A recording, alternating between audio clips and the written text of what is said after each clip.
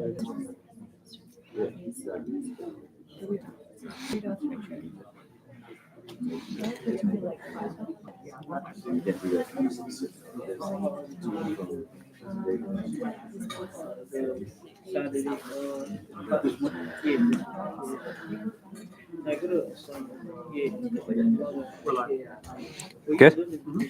Okay, should we get started?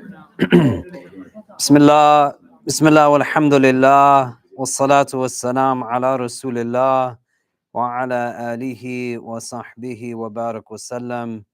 Assalamu alaikum wa rahmatullah. So we're gonna pick up from where we left off 2 weeks ago.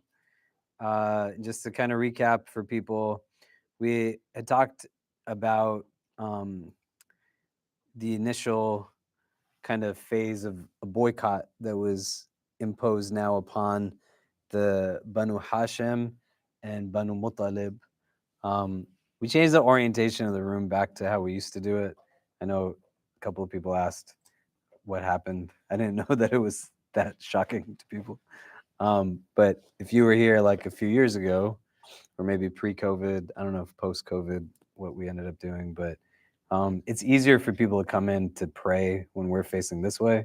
When we face that way, we just kind of take up more of the room and people start to clutter into the corners of the doorways. And so we're trying to go back to how we had it set up before, just so people can still come in and pray, and we're using more of the space. But yeah. So a couple of weeks ago, we didn't meet last week. But a couple of weeks ago, we got to a place in our discussion on the Seerah where now Umar radiallahu an and Hamza radiallahu an had converted to Islam. And these were two individuals that were very well known in the Meccan society. They brought with them a lot of clout, their own individual power. People had a certain deference and respect for them and what it was that they kind of possessed in their own skills, notoriety, etc. There was now a large group of Muslims living in Abyssinia, what we know as modern-day Ethiopia, under the protection and in a sanctuary of a Christian king, the Najashi. We also discussed last week how a group of Christian Arabs came from the north into Mecca to just try to understand what was going on now with the Prophet Muhammad, who he was, what was happening in the Meccan society, and they end up embracing Islam. And through their acceptance of Islam, the Meccans are now in a place where they're seeing, contrary to their efforts, a lot of growth in the Muslim experience. So you have a steadily growing number of Muslims entering into the religion on a regular basis, and not just people who were in the early phases that were getting abused and persecuted and even killed, but people who were now well-known figures like Hamza and Umar radiallahu anhuma. You have now kind of an outpost and a satellite community in Abyssinia, where not only is a large number of Muslims, about 100 of them in the onset of the second migration to there, living, but they're living in peace and safety. Like they're just doing well and nobody's hurting them at all. So they have opportunity to thrive. You have other people coming from outside of Mecca that are embracing Islam, and they're in a place now where their strategies are not working. This thing is not getting weaker or going away. It's becoming more normalized and it's actually getting stronger. And the strengthening of it creates for them now a lot of challenges in terms of like, well, what are the next steps that we undertake? Abu Jahl, he says that we just have to kill Muhammad. And they go to Abu Talib and they say, hand over your nephew.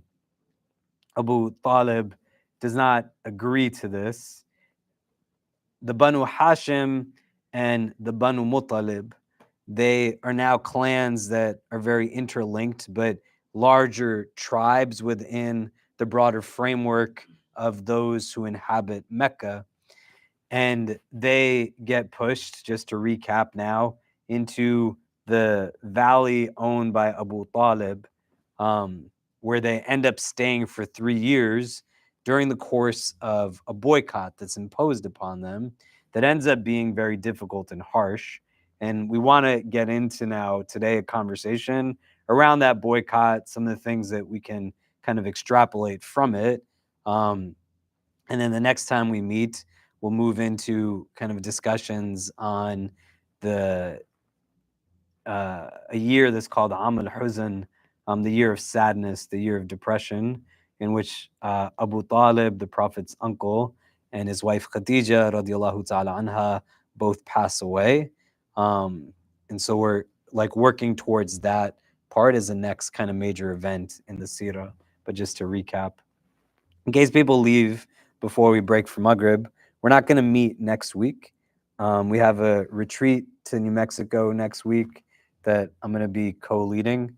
And then from there, we won't have like any real interruptions to this.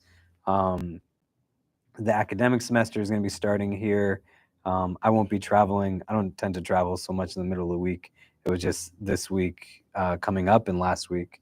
But then we'll have kind of the consistency of it. Dr. Marwa is going to resume her Wednesday halakha before, and we'll start this one probably like at around 7 or so.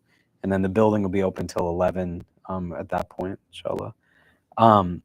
So when Abu Talib doesn't pass the Prophet over to the people of Mecca, the mushrikeen, they come together now to concoct a plan to determine, well, what can they do? Because they can't, as a group, go into the valley of Abu Talib and then just start killing people, right? As a society, they still have their sense of norms, and it's different for them to target the Prophet Muhammad.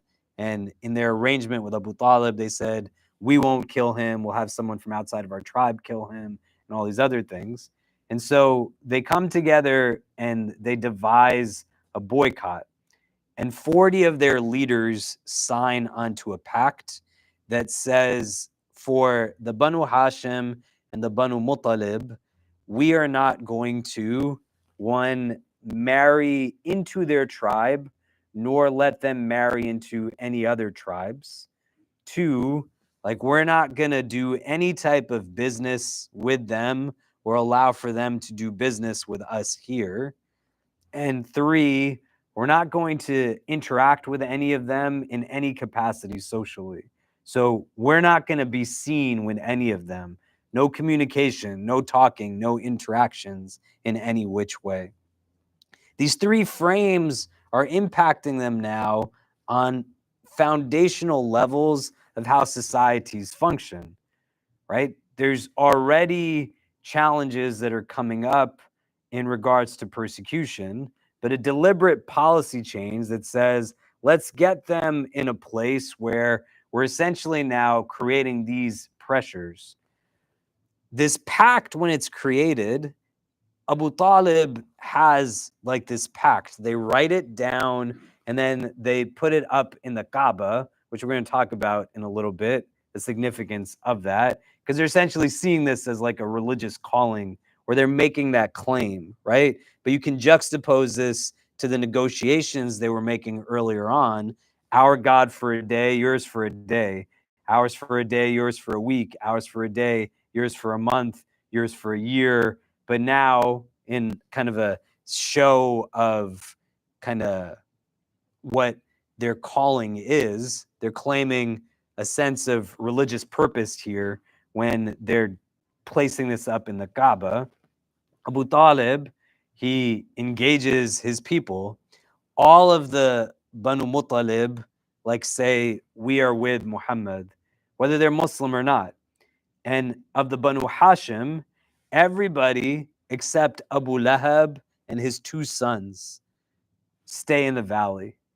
Abu Lahab and his two sons, they are staying in Mecca to say, we are on the side of the Quraysh on this. We are against Muhammad.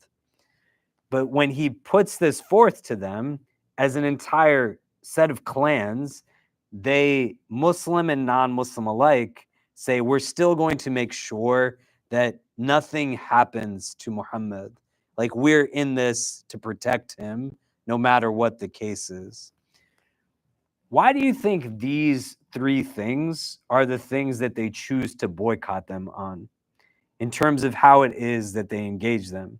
You want to be able to draw principles from this in terms of strategies and ideas, right? We're not going to marry into them, nor will they be married into us. If you remember, like 3 weeks ago, I shared the story of the Prophet's daughter, Zainab, who was married to Abul As. Do you guys remember that? She also doesn't go into the valley, right? If you remember the story on a whole, right? She asked the Prophet, can I stay with my husband, right? But everybody else is in this valley. Do you know? Every Muslim is not necessarily in the valley, because every Muslim is not from the Banu Hashim and every Muslim is not from the Banu Muttalib. The boycott in particular is on the clans on a whole, Muslim and non-Muslim. They're trying to exert pressure societally. So they're not trying to exert pressure purely on people who are Muslim, but anybody who is of this clan or tribe, like, they are having these pressures exerted. We're not going to marry into them. We're not going to let them marry into us. There's not going to be like food that's reaching them, provision, and no trade or business. And socially, we're not going to interact with them.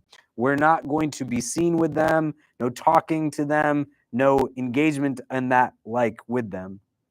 Why do you think these are the things that the Quraysh settle on in this pact that they make together? And 40 of their leaders sign on to this, right? It's written down by a man by the name of Mansur. And I think, and let me think about that. But they write this down and they're serious about it, but these are the things that they frame it around. Why are these the things that they are thinking about, more broadly speaking? So just so we can get started kind of discussing and talking, if you turn the person next to you, why do you think strategically this is where it is that they're landing against these two tribes that are made up of Muslims and non-Muslims? Because most of the Muslims are in Abyssinia. The numbers are increasing, but there's still a gross minority in relation to the majority that's not Muslim. Banu Hashim, Banu Muttalib, no marriage, no like trade, no business, and no like socializing. Why are these the things that they're landing on? If you could turn the person next to you, discuss for a bit, and then we'll come back and talk about it. But go ahead.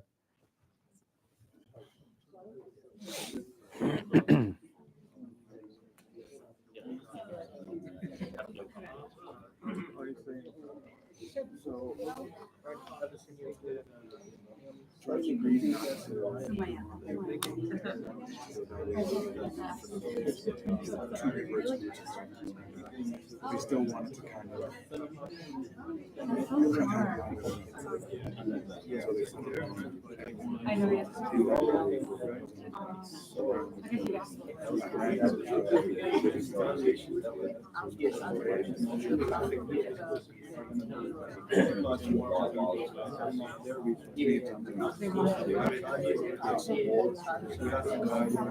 you know what I mean?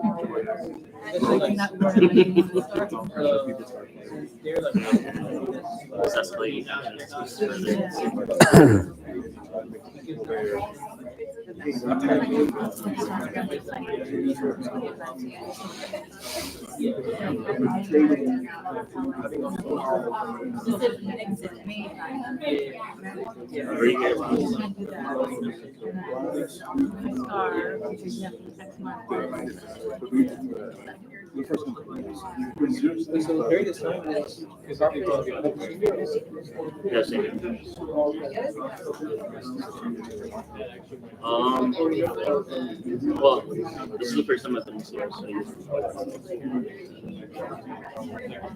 just happened.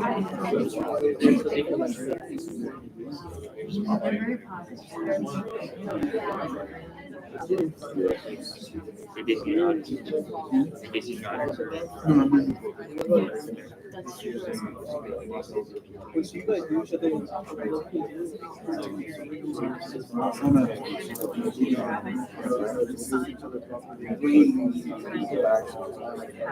Oh really? Like,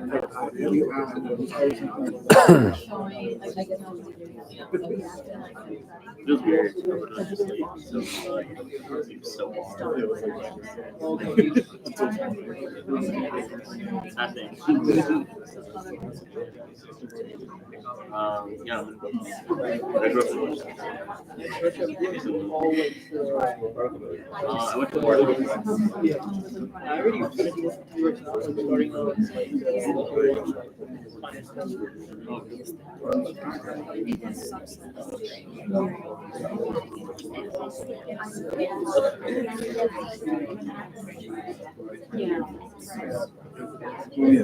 oh yeah, graduated from Florida. Yeah.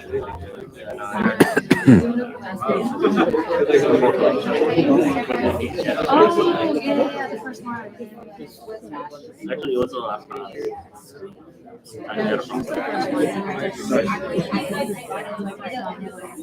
Yeah,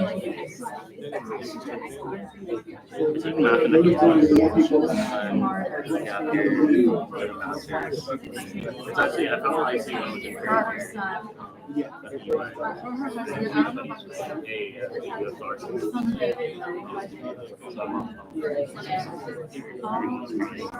It's like, okay, cool.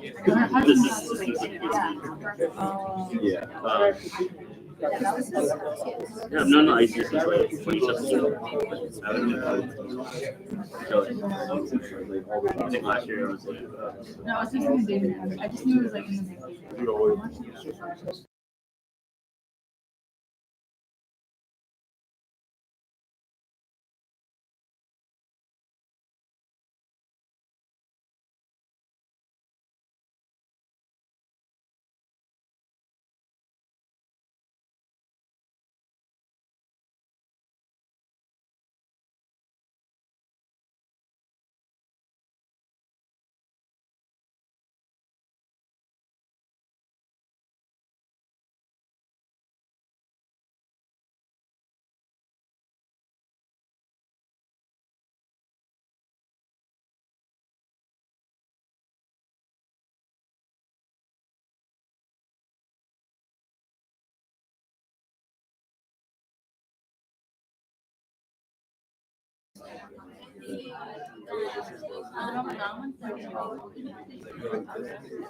yeah, either I'll come really early to things or I mean, right at 6:30.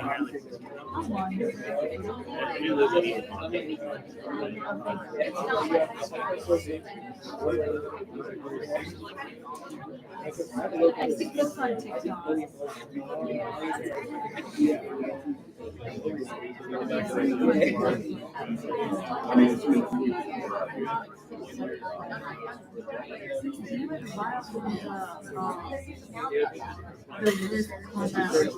I remember that. Like not about that.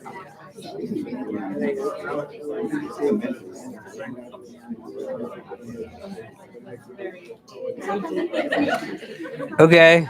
So what do we think? Like, why were these the three that they landed on as a boycott? Why were these the principles for the boycott? Yeah. So we were talking about the reasons why they landed on those three principles was to essentially starve the clan and to make an example out of them, like starve them financially, socially, since marriages back then, that's how those connections were made, financially starving them to decrease their population and to kind of demoralize and almost try to devalue the purpose of Islam and to make an example that even though they're like the prime clan to be a part of and kind of like top tier, they can also be brought down because they're choosing to be the other and they're choosing to be different.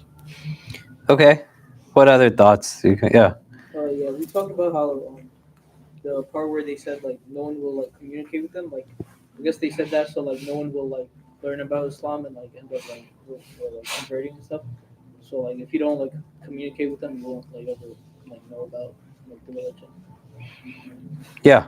I mean, obviously, there was like a certain amount right then and there. I was telling him that like, if he had 4 kids, he'd assume it was to be Muslim. There's 4 more that they don't want to deal with. So, like, if you had those marriages, you're just like, there's just you assume that a wife and a husband that they're going to have kids and they're going to raise them.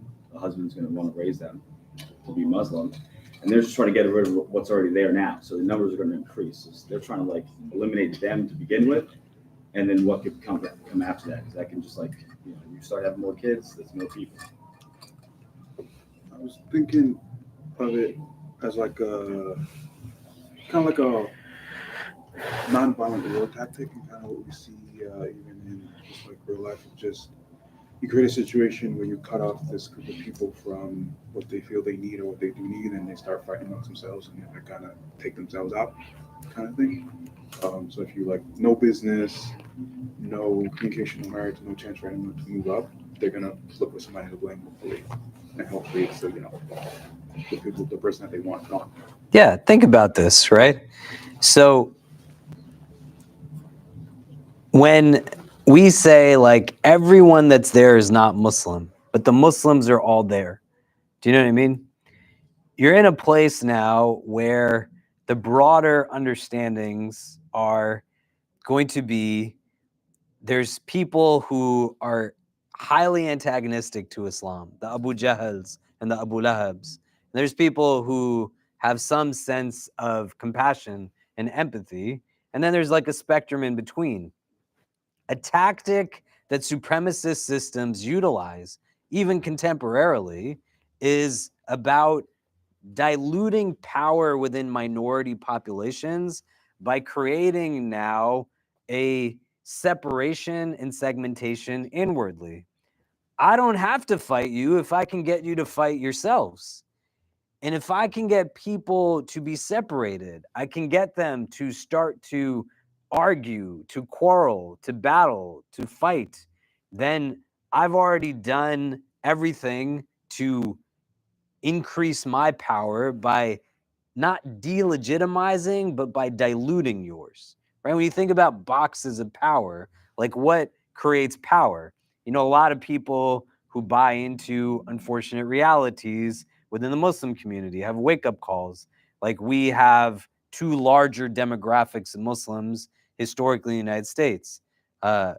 Community that's been here since as long as the country's been established. A minimum of 30% of slaves were Muslims that literally built the country on their backs. And then you have at a time when the country wants to increase its rankings in fields like medicine and engineering and sciences, a pathway to residency for Muslims that are coming from all over the world, and they get their citizenship in exchange for being doctors here and being white-collar workers and other things.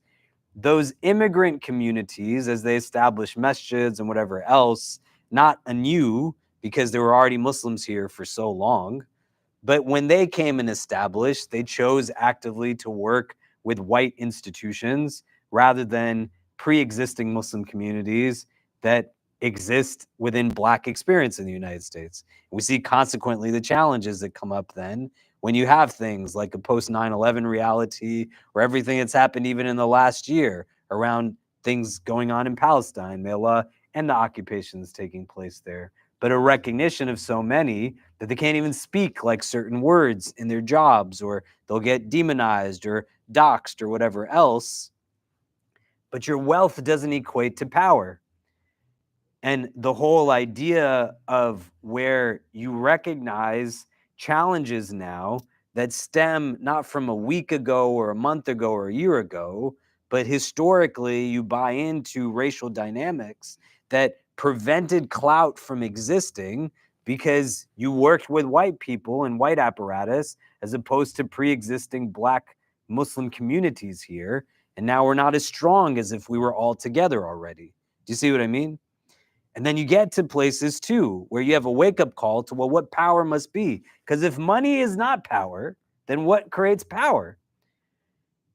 If you have control of like law enforcement and state sanctioned like legal apparatus, that's a bucket of power. If you control the flow of information, it's a bucket of power, right? If you control like numbers, that's a bucket of power. So if I can disrupt the way numbers are influenced and mobilized by you, then I'm also now potentially taking away your power. Do you see what I mean? So they have powerful people, Umar and Hamza, radiallahu anhuma. They have people coming from the north who were Christian and left as Muslims. They have a satellite community in Abyssinia. How do we break them down in terms of their growing power? Not just their growing numbers, but what is their growing power? Let's squeeze them so that it makes things hard for them. You ever met a Muslim kid whose parents have told them, like friends of yours, your sister's never going to get married because of the way you are, right? And you're like, Mom, Dad, what are you talking about? You know, you're like, because you do this and that, no one's going to ever want to marry your sister.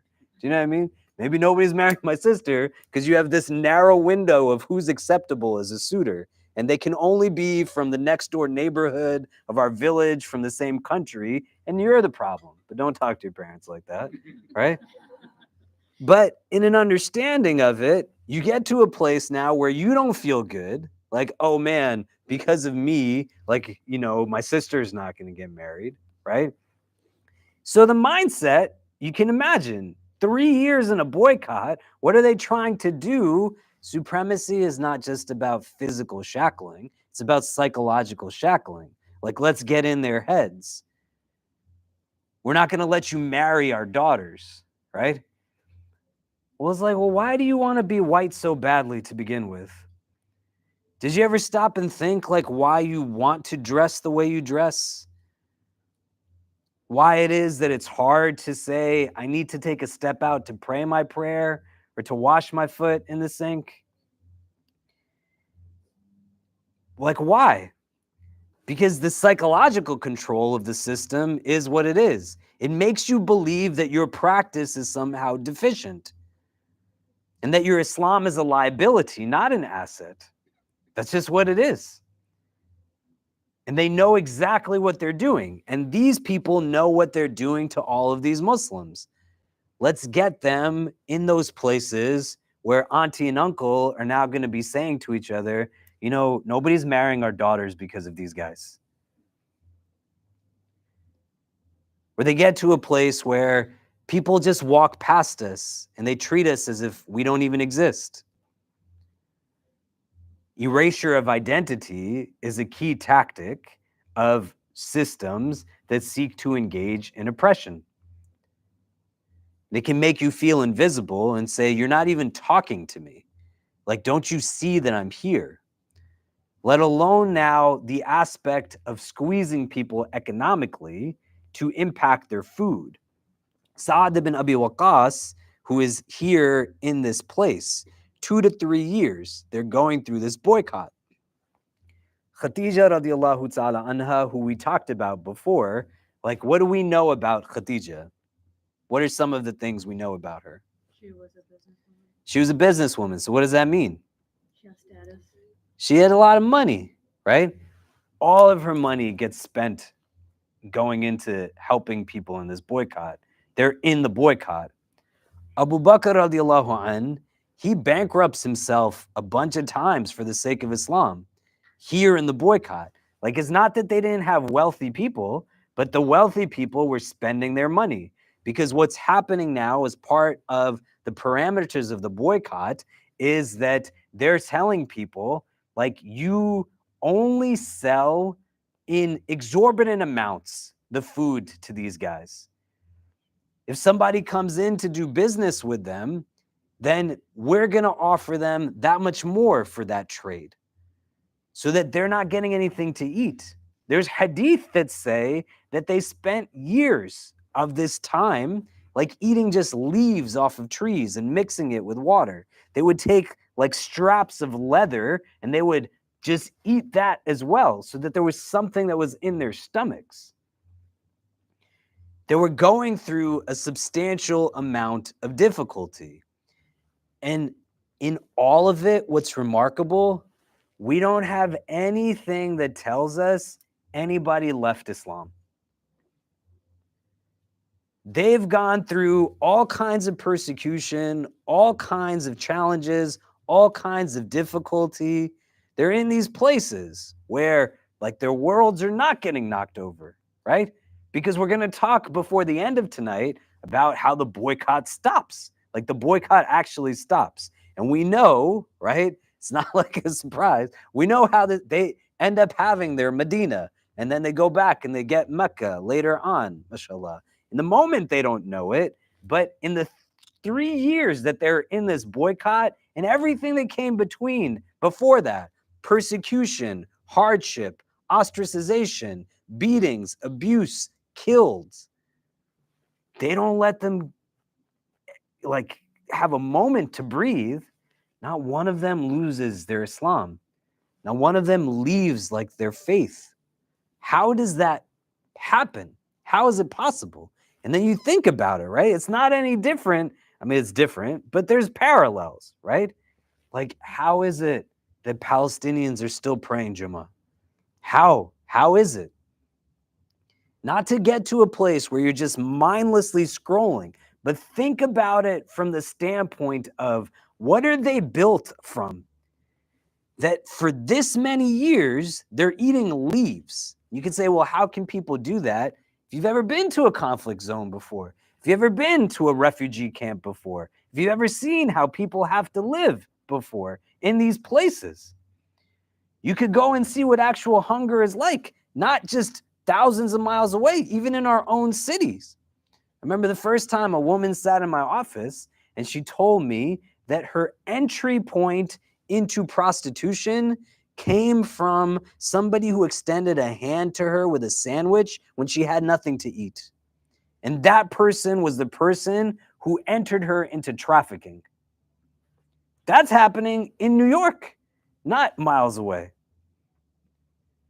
When COVID happened, I used to have a restaurant on McDougal Street and a butchery in the East Village, and some of you might have been to it, and we didn't close.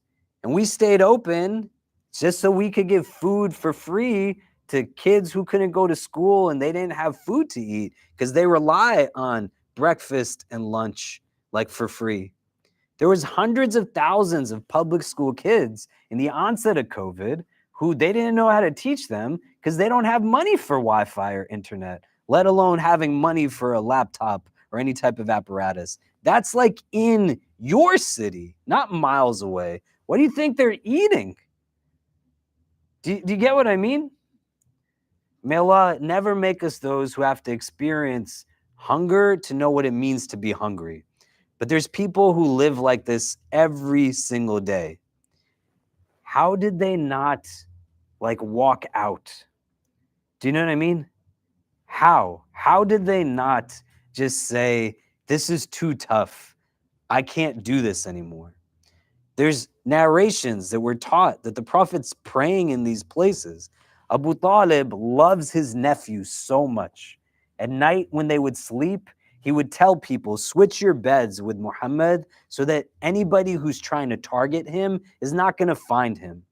So they'd move him from one bed to another bed, and in the night sometimes move him twice so that nobody would be in a place. They're not even Muslim, many of them. Why are they doing this?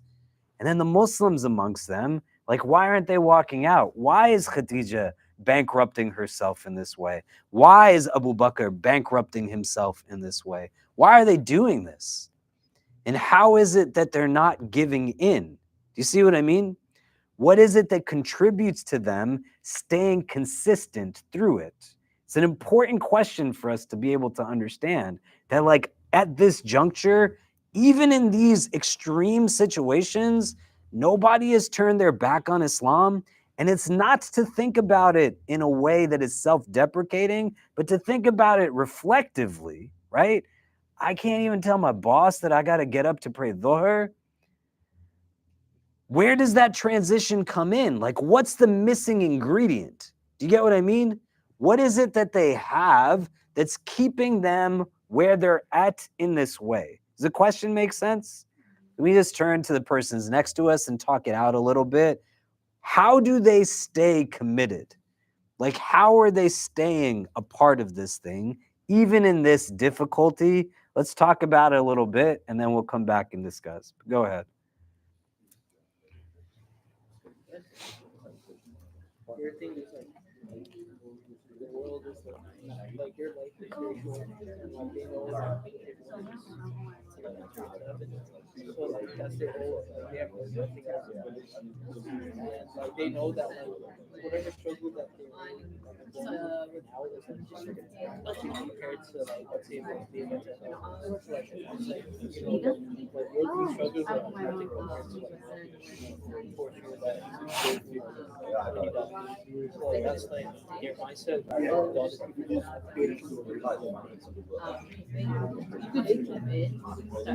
Like, I have no idea.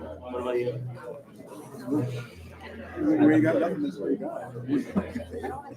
It's like anything that keeps you from focusing on like the bad things. Like that. Like even in this that's how it is. It's like I mean, you can frame it as like you kind of the thing is through her time.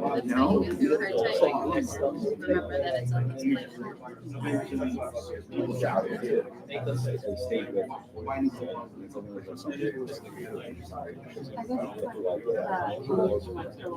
It really was like And also, I guess like they did that. Good and bad. You consider like yeah, so Happening like all the time. yes, And then, like they think train of for it. results, and then You really get bored. you know, there's so much work failure, or like something didn't go well. Like there's some things that we can do to like I guess it's like we don't know why it happened, and then that's what I'm doing then. Like I don't know why this happening every time I trip stress, and he knows when it's happening, and then I'm in this position because there's a reason why I went through what I did. I guess it's the same situation. And They know that it may benefit now, this world. or maybe benefit later after. once you get midway, then you're But just I think that's the blessing that so weird. It's tough. Like we see the videos and we start crying, but we feel so terrified. And they're seeing it every day. Like I had with baby, like that's a ton of them. And I guess like that is probably like for them to really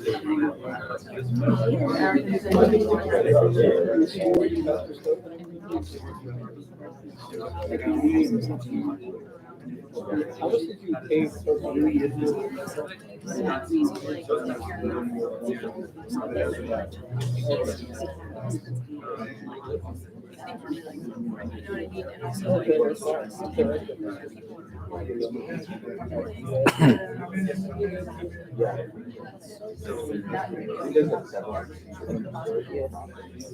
yeah. That's like the only thing that's really hard. You have the trash. My friend,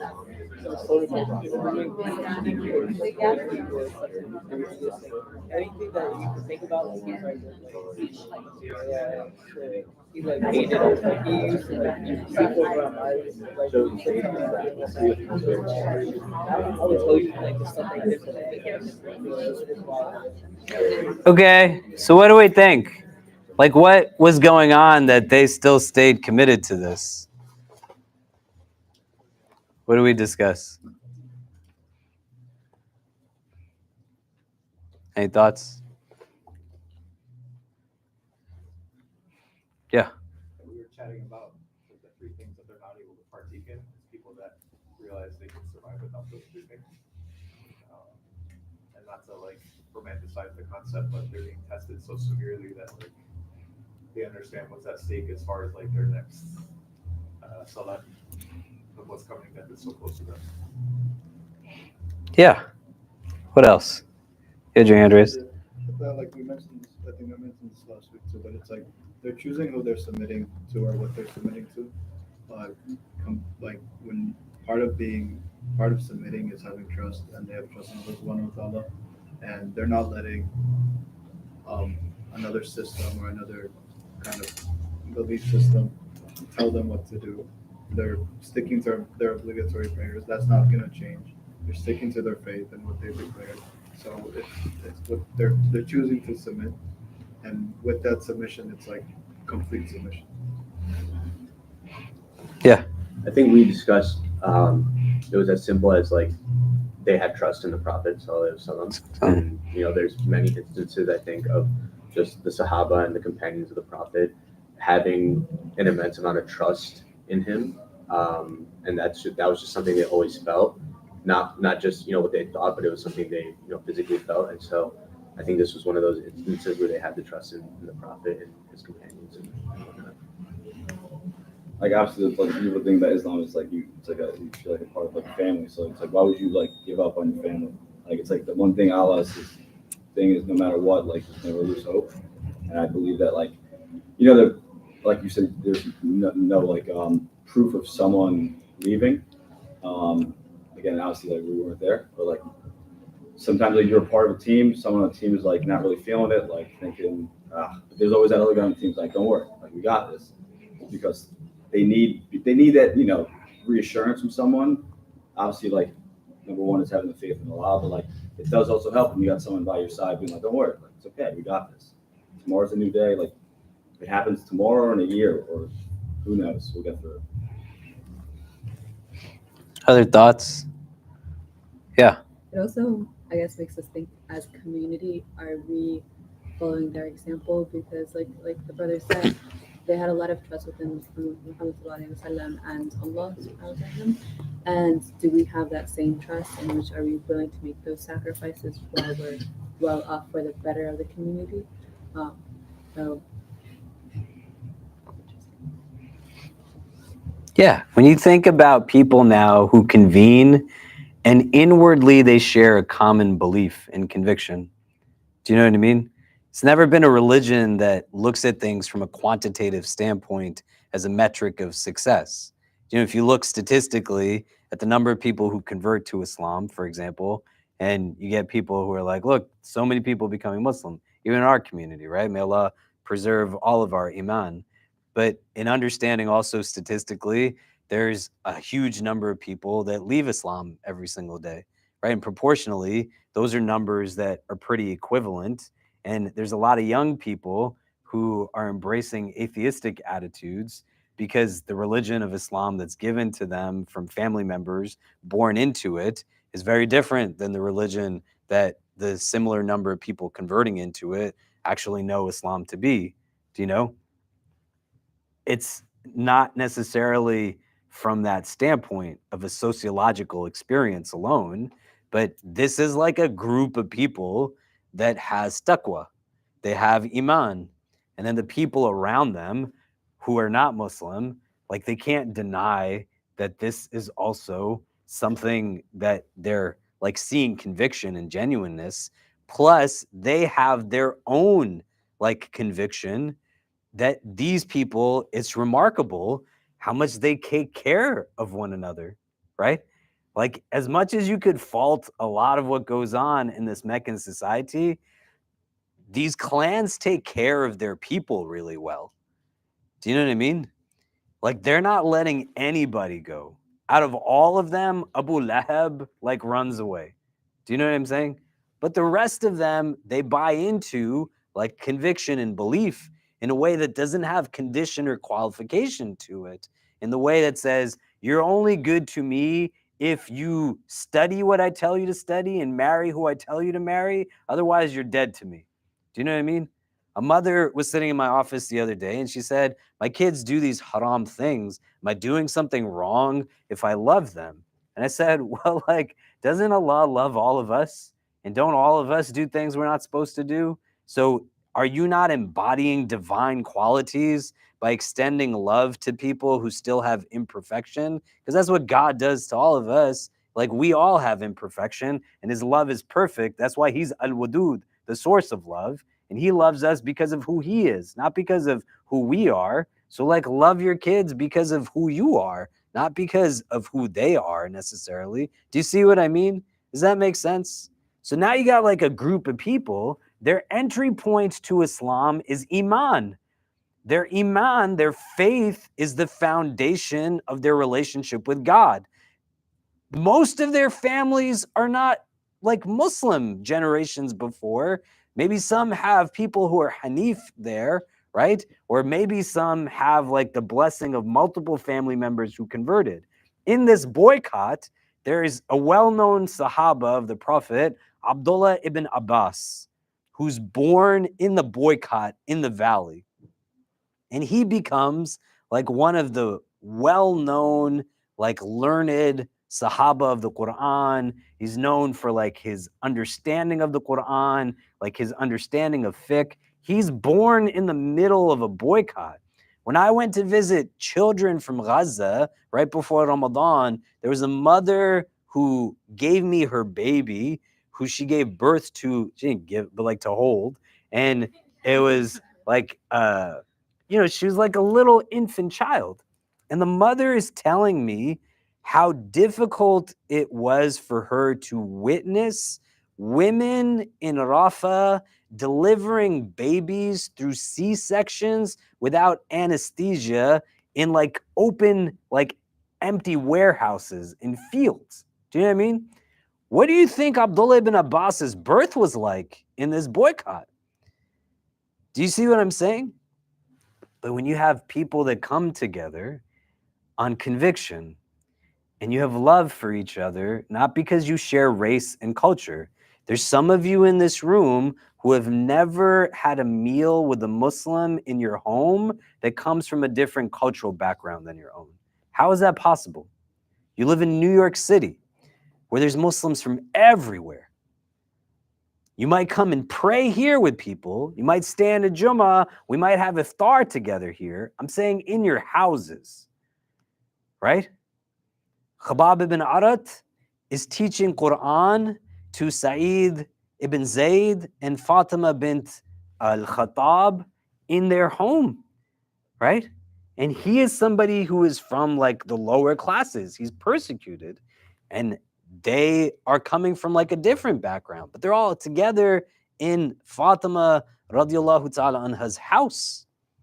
You see, we're not going to be able to lean on each other if you don't even know the names of the people standing next to you. How are you going to get through struggle if you buy into like the egocentricity of the society in the way that it is built purposely to have that psychological consequence and ramification?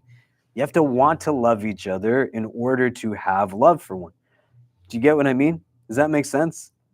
This guy just took his shahada in my office before we started here. He's not in the room right now, but you make dua for him. His name is Aditya, mashallah. And there was a person that was there with him who said to him that, like, sometimes people will make Islam seem as it's something harsh, but it's really about love, right? And it is. Like, you can't say that there's not love as a foundational element to this religion. It talks about love constantly, including that you will not believe until you love one another, And they're standing there and they're in this together. And their convening is rooted in shared belief, shared conviction. When you have like a boys' club that turned into a masjid that has shared race and culture as the connecting point, and there's not like a sense of, well, where is God in all of this? Because we're connecting based off of how this matches and not where there's uniformity in terms of shared values and shared hearts, then yeah, it's going to be really easy for me to leave you hanging. Do you know what I mean? That's why, like, if you've ever been blessed to actually go to Palestine and you walk through like the old city and you meet Palestinians in Palestine, they actually do everything that people say they do. They will grab you by the hand and take you into their home and feed you and give you tea and want to like hear your story and support you. Do you know what I mean? You live in a city where you could be a neighbor of somebody and your apartment door is here and their apartment door is right here. And for 5 years, you live next to each other and you don't even know each other's names. It's purposeful to get us to a place where we become so individualized that when we don't like think about others in certain ways, nor do we think about not necessarily how we are there for others, but how do we let somebody be there for me and let somebody be there to support me? Do you know what I mean? How can Abu Talib go to someone and say, switch your bed with my nephew because they're coming to attack him, and they are willfully doing it? When was the last time you asked somebody for help? When was the last time you willfully took somebody's help? That's not community. That's just a bunch of bodies standing next to each other, going up and down. That's not ummah. That's just we're going through postures together. Do you see what I mean? I went to do one of my nephew's weddings in Oregon. My wife and my kids were supposed to come, and they got COVID and stayed home. And I went on my own. And one of the nights, the night of the wedding, I ended up flying out early because my family was sick. So I went and did the wedding and then came back. And I left from the wedding hall earlier with one of my aunts, my dad's older brother's sister. And she has had like challenges with repeated bouts of cancer. May Allah give her shifa. So she was pretty exhausted, and she said, hey, can I come back with you? And I said, okay. And we drove back to this home that all of us were staying in. And she said, when are you leaving? I said, tomorrow after Fajr. And she said, oh, so early? And I said, yeah, Priya's sick and Medina and Kareem aren't well. And she said, how are you getting to the airport? And I said, Salman, who is my first cousin's husband, he offered to take me to the airport in the morning, but I'm probably just going to take a Uber because my flight's at like 5 and he'll have to leave at 3 and won't be asleep. And she said to me, Khalid, what would it take away from you to let him do something nice for you? Like, why would it like create any problems for you to let him help you? She said, if you let him do it, he'll be happy because he's doing something for you because you came here to do something for him. And you'll be happy because you'll let somebody actually do something for you. Like, who's going to lose in this situation? Well, great. I'm glad I have these old women to put me in my place all the time. But why is it difficult? Right? And you want to read these things to be able to think about, you can't get to that place unless you're willing to actually be built in a way communally where you see each other as people you can lean on. And I'm going to say this because a lot of us have been here in this room in these nights for a long period of time reading this. How many people in this room do you feel like you can rely on, that you could reach out to, and you know them well enough to be able to say, like, that person will have my back, or that I can say that I'm that person for somebody else? And it's not like a self-deprecating question, but what then is the assessment of a successful community? That we can achieve and build a lot, but it has to come to its lowest common denominator, that the base of it has to be rooted in how we support one another. And these people in Mecca, they knew how to take care of each other. They knew how to take care of people that were part of their tribe, their clan. They go through 3 years of a boycott and are in a place where they are not mincing words around any of this. Does that make sense? Do you see what I mean? And we want to, inshallah, aspire to be in that place too, where we remember who our teacher is, sallallahu alaihi wasallam. It doesn't matter that we live in a society that's filled with greed. Can you tell them they're praying the wrong way, to pray this way? Yeah, pray, yeah. They fixed it? Yeah. And so the others do what they do. Like, you check in on each other, you learn each other's names, you share meals with one another, right? Does that make sense? And then their iman is what's there. They know that tomorrow is going to be better, even if today is difficult. And they're not going to sacrifice. So as much as we think about how difficult it must be, even in the midst of this boycott, like, children are being born. And the likes of the children are Abdullah ibn Abbas, radiallahu anhu, this man who grows up to be like a great faqih, a great mufassir, a well-known companion. They're not holding anybody back. You think you're going to deprive us by taking us on in these materialistic ways? They were literally eating leaves and mixing it with water to sustain their stomachs. This is what they're willing to do, not because they're sacrificing for the sake of their deen, but they're not going to give up their iman for anything because it tastes sweeter and better than anything the world is going to offer them. And then they get through this boycott. There's people who are still in Mecca that will start to help them in different ways as best as they can, sending goods, sending products. One man in particular, his name is Hakim ibn Hazm. Hakim ibn Hizam. And Hakim ibn Hizam is the son of Hizam ibn Khuwaylid, who is the younger brother of Khadija bint Khuwaylid, the Prophet's wife. Hakim ibn Hizam, he would take his camel and he would put goods on top of the camel, right? Grains and other products and whatever else. And they would smack the camel so that it would go in the direction of the valley of Abu Talib. And then this entire camel would come with all of its produce into the valley. And now they actually have a camel as well. Khadija radiallahu ta'ala anha has her contacts that she does business with, as do others, but these things also start to diminish in terms of what they can leverage because they slowly start to utilize their rations, and they're reliant now as best as they can on some of these people from Mecca who have a sense of empathy and compassion. This man, Hakim ibn Hizam, he sends this camel now one time, and Abu Jahl actually sees this take place. And he gets distraught, and they start to fight with one another. And another man by the name of Abu al-Bakhtari, he comes to Abu Jahl, and he says, "Why are you fighting with this man? His aunt is in that valley."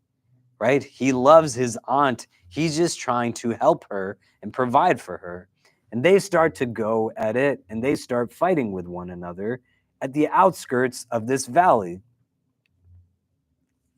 Hamza radiallahu an, he's in the valley and he sees some of this transpire and he gets people to stop them from fighting because they don't want anybody to say these Muslims caused a problem. And somebody now from the Muslims like killed Abu Jahl like at this valley. Do you see what I mean? So even there's foresight to thinking about, well, what are the long-term consequences? And they're literally like saving Abu Jahl's life to be able to think with a long-term strategy.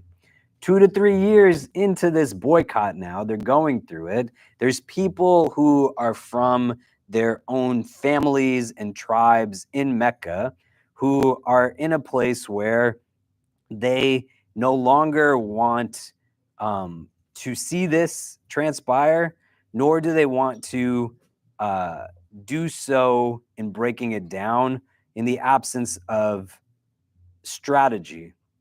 And so they start to come together, and in their coming together, there are a group of 5 people who are from Mecca who now are able to become a catalyst for breaking down this boycott.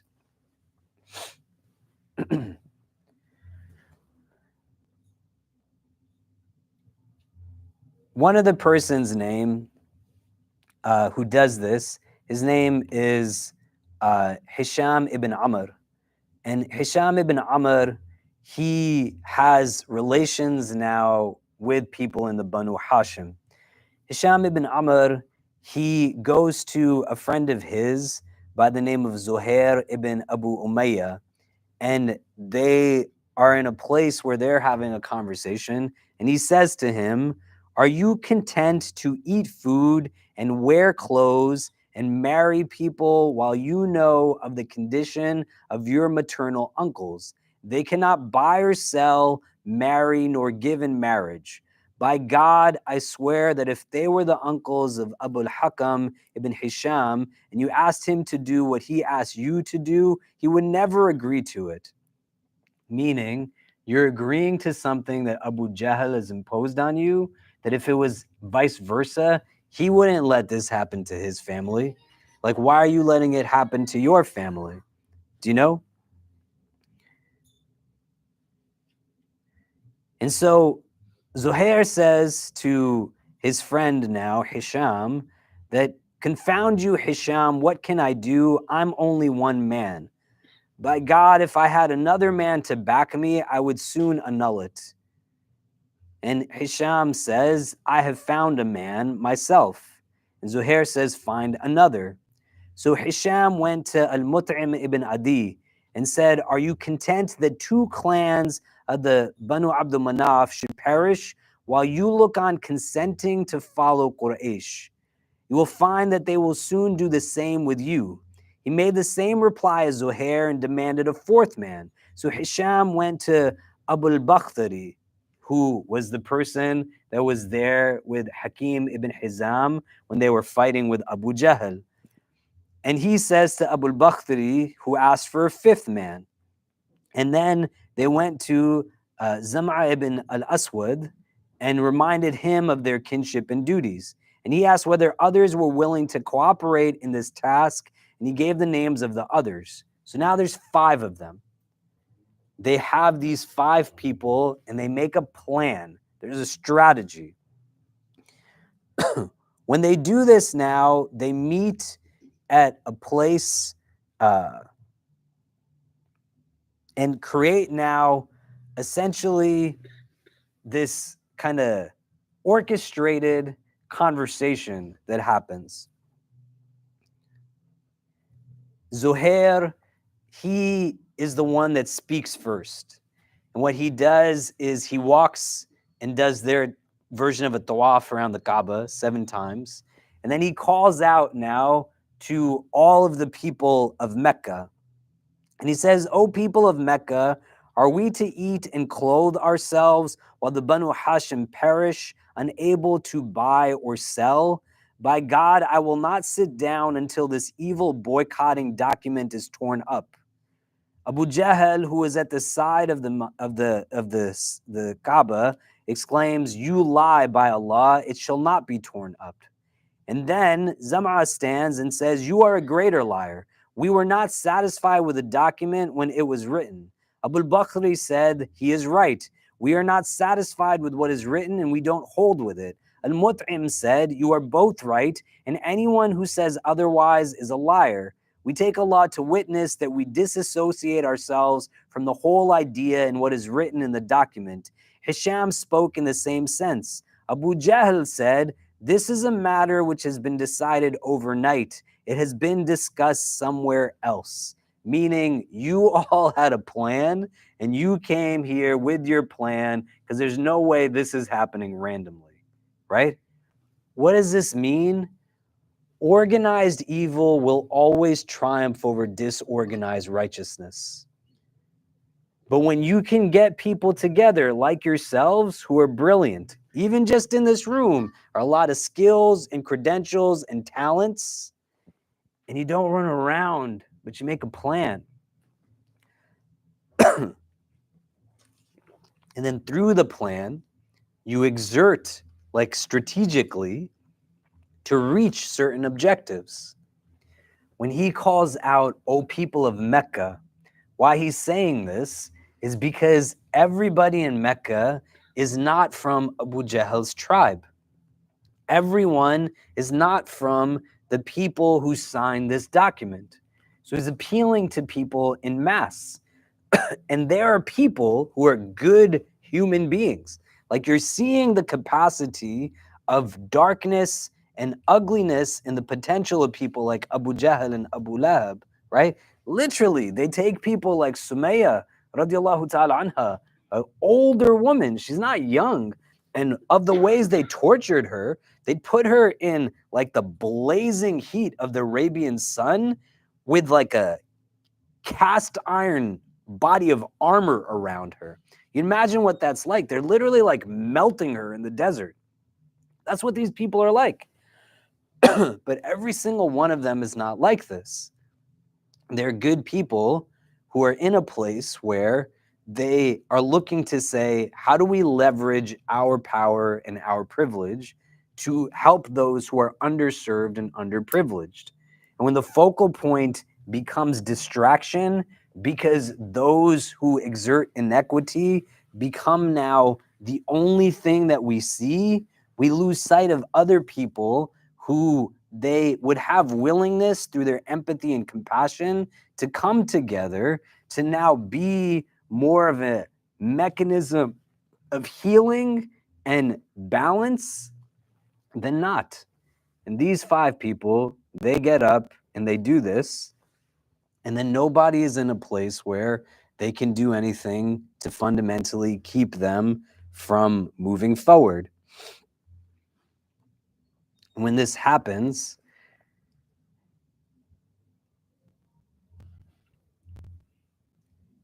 Ibn Ishaq, in his like version of the Seerah that he writes, he says Al-Mut'im goes to like tear up the document and he finds it already torn up, like it's all disintegrated.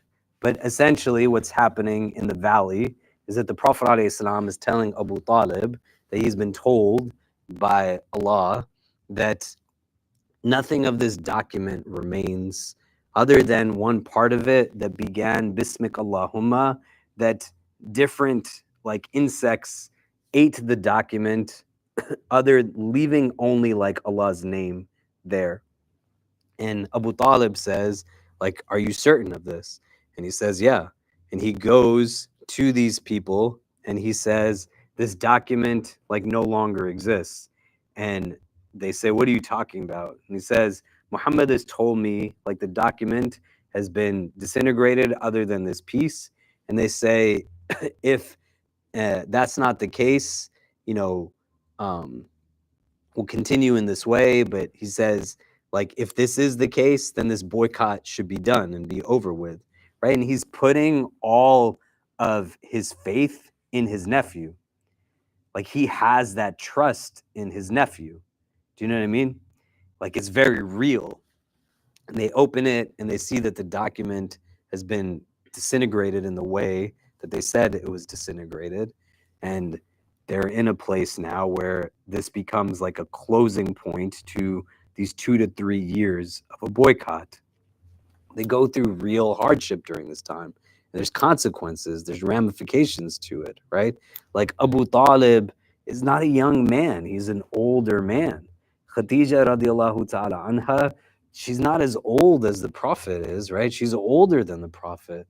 You think about how these people are living here, and these people, these 2 specifically, they're gonna die soon after this. Do you know? Like, there's real consequences to the starvation and the boycotts and whatever else that's taking place. It's that much harder when you're not actually being informed by a belief in Tawheed and a belief in the Akhirah. That I believe like my Islam is just about the postures of the prayer and not about the one that I'm praying to and what it is that my prayer brings me to in terms of elevated consciousness and recognition of wakeful belief informing my decisions and choices. How much of what you did today was informed by the reality that there's a world after this one? Like, how much? And how often does it come up as a mechanism for creating that sense of inward balance and contentment? And this is what they have. And they were pushed to this limit and they still like didn't let go of their iman, right? They're in a place where there's movement, there's growth, and then all of a sudden there's regression backwards. Other things we want to think about, every Muslim's experience in the world at this time is not exactly the same. And so the Muslims who are in Abyssinia, they still haven't come back at this time of this boycott. How do you think they were living at that time? And you can't be in a place where you become numb to the realities of what's happening to your sisters and brothers in Sudan, in the Congo, the Rohingya, the Uyghurs, what's happening in Gaza, the West Bank, throughout Palestine. But you also can't stop, right? And so these people in Abyssinia, like, are we being told that they just got up and all came back over here? Or were they still thriving and living to the best of their capacity with a recognition that they still play an integral role through their prayers, their du'as, and other efforts in ensuring that they don't let go of their Islam? Because at the same time, you have them living in a secure, safe place. As much as it can be, they're still a minority within a community that's other than their own. But it's a very different reality than what these people have going on in the valley of Abu Talib, right? This tribe of Christian Arabs that came in before the boycott and converted to Islam, like, they're still being Muslim someplace. Do you know what I mean? And that's part of how it works for us in our religion. We don't have this notion that La ilaha illallah Muhammadur Rasulullah yields a prosperity doctrine, that your embrace of this faith gives you an understanding of God's good grace towards you based off of how much materialistic gain you acquire or how much of the world that you have. But experiences can be varied, and they are living this all at the same time in different places, given the realities of the power structures around them, responding to them in different ways. And it's not impossible, because you have Muslims right now who are going through things we can't even imagine. May Allah make it easy for them. And they haven't let go of their iman. Don't let these people take your iman away from you, especially with ease. Don't give it up for things that are not worth it. You sit down and you reflect on what are the things that they had in their hearts in that valley. What are the things that they have in their hearts living under occupation? What are the things that they have? Like, they're like, if you ever sat and thought, man, like, I'm scared to call the adhan, and right now there's a man who's calling the adhan in the rubble of a masjid that they're going to pray Jummah on top of that rubble in the streets of Gaza. That's crazy to think about, right? But take inspiration from it and make dua to Allah, like, I want to have iman like that guy. Give me like some of that. Do you see what I mean? And it's possible. It's not something that only exists 14 centuries ago in that way. They live in the same world as you do right now. What do they have, and how do we get some of that? Well, ingredient number one is they have some control and haven't let anybody take in their hearts from them. And then they let their heart be like what houses their iman. And I just got to sit down sometimes and say, like, hey, what's actually the state of my iman? What do I have faith in? What do I put my trust in? How do my decisions and choices demonstrate this? And they're being told, don't marry them or let them be married into us. If the biggest problem in my life right now is that my kid is not married or this is not whatever, right? What? That's not even like where their heads are at. Do you see what I mean? It's distraction. And you can't have a dua accepted from a distracted heart, the hadith says. Not because duas are not heard by Allah, but the vehicle from which the dua is made is not present, right? The problem isn't with God. The problem is with me. Like, I'm not praying from in here. I'm just praying from here. Does that make sense? Okay, so let's do this. If you take a few minutes, turn to the persons next to you. What are you taking away from today's conversation? And we'll discuss for a bit, and then we'll wrap up and make Maghrib, inshallah. But go ahead.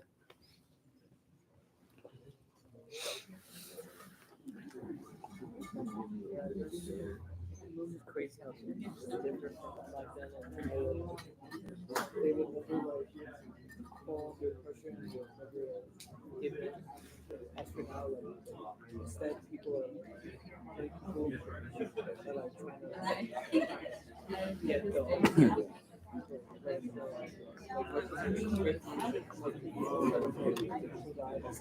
so it's like kind of opposite. So we should like try to extract it, try to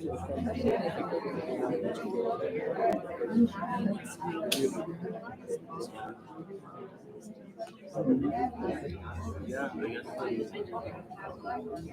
comparative rate people that are spending and where like their family must be like all of these are distractions. But I think the problem is here it's distractions. There they're forcing. So either they can choose to be that world of deal distractions. They chose to be have that language.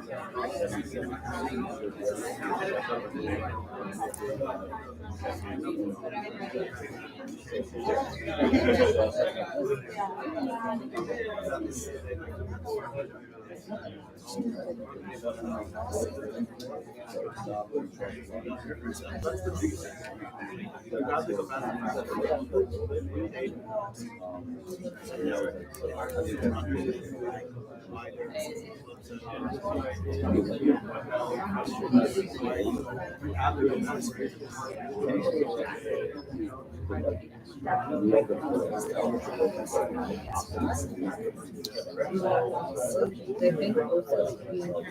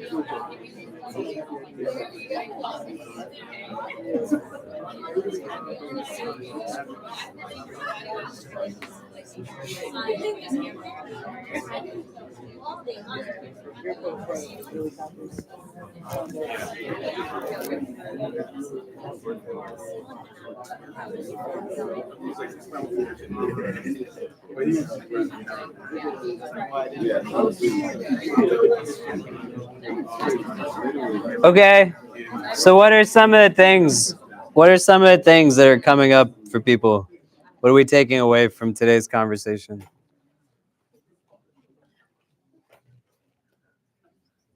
He's got something to say.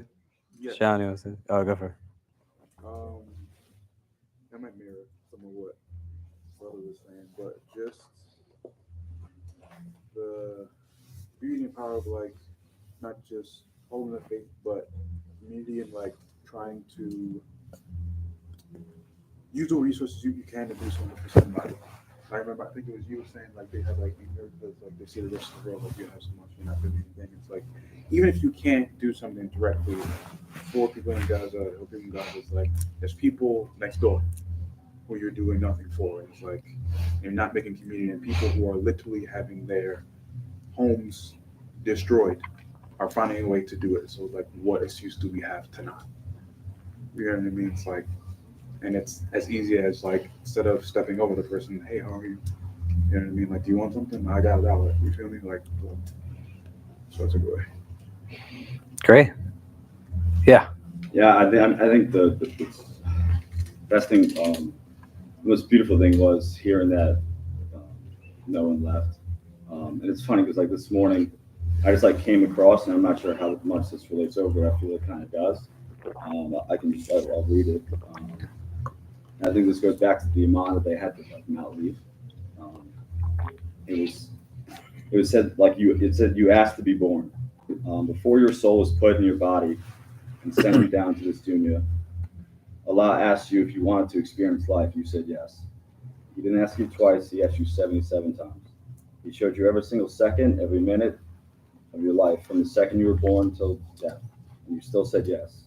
You saw something that was worth living for, so have sabr and trust Allah yourself. I feel like that's they felt that when like, they were going through the struggle to stay and to not give up. They knew that they were part of something bigger than themselves. I'm listening to you all. I'm putting visitors in the visitor system so that they can join us for Maghrib. So I apologize if it seems like I'm not listening, but I am. Jazakallah khair. Thank you for sharing that. Other takeaways from today?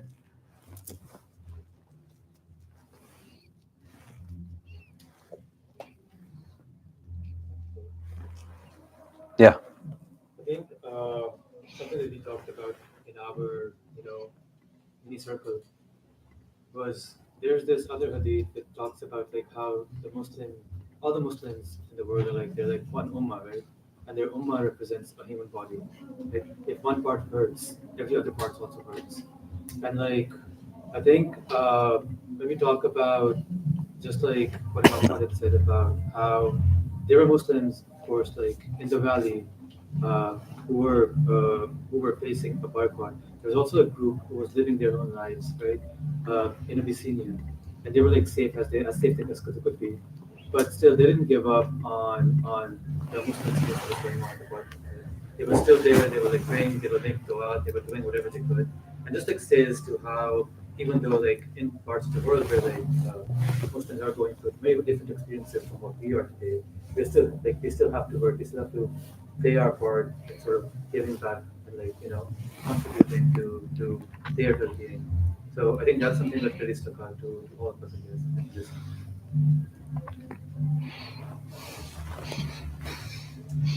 Yeah. You know what I think, right? Like, how do we draw meaning from the Seerah?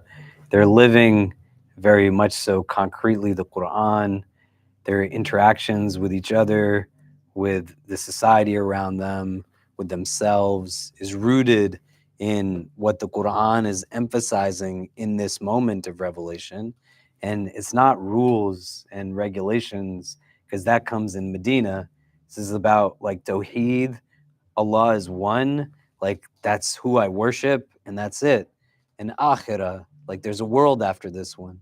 You got to revisit those foundational principles because they then inform categorically how all of the other stuff actually is experienced, right? A Muslim who believes in Allah and the last day, their prayer is going to just be different than somebody who does not believe in Allah and the last day. And believing in Allah is not believing just in, I believe in a creator, because you can believe Allah is Al-Khaliq. It doesn't mean that you believe that He is Ar-Rahman. The two don't have just assumptions that one yields a belief in the other, right? Like you can believe Allah created you. It does not mean that you believe that you are going to stand in front of him one day, that he is Malik Yawmiddin, right? And how you get to that place of belief and letting it be something that you become submissive to and submit to, and not gauging in somebody else's, right? They're like, man, you don't really do this or that, whatever. But you sit with yourself. How do I know what I fundamentally believe in to begin with? And I start to remove some of the clutter, what it is that other people put in my heart. I acknowledge that step one in success of systemic oppression towards psychologically shackling me is me believing that I'm actually not subservient to the system that's holding me down in the first place. But you go home and you actually are open to the idea that says, like, you know what? They actually got me a little bit, or maybe a lot. And what they seek to do, it's doing it to me all the time.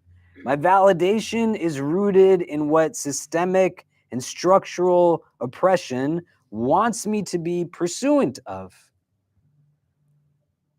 What would you do if you walked through Washington Square Park and you saw somebody eating the leaves off of the trees? And the most honored Muslims of our religion, in that first generation, that's what they were doing. Do you understand? And their honor was rooted in the fact that they were eating the leaves off of the trees. The best from amongst this ummah. But what would you think if you saw somebody and that's what they were doing? Do you see what I mean? And what is informing that vision, that perspective? How I see something tells me about myself more than how I see something tells me about what I'm looking at. Why do I see it that way? And what has influenced my perspective? And the believer's heart is one that sees things through Tawheed and Akhirah. Tawheed and Akhirah. Man kana yu'minu billahi wa bil yawm al-akhir. That's what you see the world through. That's why I ask you, in the last day, the last week, I say to myself too, what of what I did and put into this world was actually informed by the reality that there is one God and I'm going to stand in front of him one day? How many of my decisions are being influenced by that? And if I can be honest and say, maybe not that many, I can then ask myself, well, what is influencing my decisions? And then I can say, why do I do it in that way? And you'd be surprised to see how much of what we do is actually based off of unconsciously driven motivations, that the thoughts that we think are our own thoughts are the thoughts that these supremacist systems actually want us to think. Not just of others, but also of ourselves. You cannot see your Islam as a liability. You have to see it as an asset. Do you think it's an asset? Like, do you actually see it as a gift? Something that you'd be willing to live in a valley eating leaves for 3 years, moving forward with it, because nobody could take this beautiful thing away from me. It's not worth selling it for anything other than Jannah. Do you get what I mean? So you want to sit with it a bit, think about it, and then reflect in terms of inward application that says, how do I get to this place? That I can taste some of that iman, right? Inshallah, Allah makes us from the strongest of the believers. So we're not going to meet next Wednesday. I'm going to be part of the retreat that we're doing in New Mexico. But just a couple of quick things. The rest of this week, I think after Jumu'ah, we have like our parent and toddler program that we do. So feel free to come. If you have kids in your life, you have like people that you know that have kids. On Saturday, we're doing our monthly convert brunch, which is for people who are converts to Islam, people who are exploring Islam, or people who are family members of people in either of those categories. And if that applies to either any of you and you'd like to come, it's going to be from 10 a.m. till 1 p.m. This Saturday at our family's apartment. Let me know and I'll share details with you for it, inshallah. It's a potluck brunch that we do once a month. Then the week after next, we're going to be transitioning into our like fall semester hours. So the building will be open till 11 on weeknights and open on the weekends again till I think from like 12 till 10 p.m. 8 till 11 Monday through Friday, and 12 to 10 Saturday and Sunday through December. We'll be changing our halakha schedules up a bit. Dr. Marwa is going to start doing her Wednesday halakha again, so this will be pushed back a little bit. We'll have some other halakhas that we're adding into our weekly set of sessions, in addition to all the other programs and events. Probably in the next week, we're going to start advertising for our annual Umrah trip. The dates are going to be January 2nd to the 11th, the group that I'm going to be going with. And Sheikh Fayaz Jaffer is going to be taking a group around President's Day weekend in February. But look out for that if you'd like to join us for it. And then we'll have a bunch of other stuff that we're advertising as well. So we're going to break for Maghrib right now. If people can just bring your chairs and try to stack them. I believe that why the tape is here is because this is where the chairs are supposed to go, but I could be wrong. But if people can put the chairs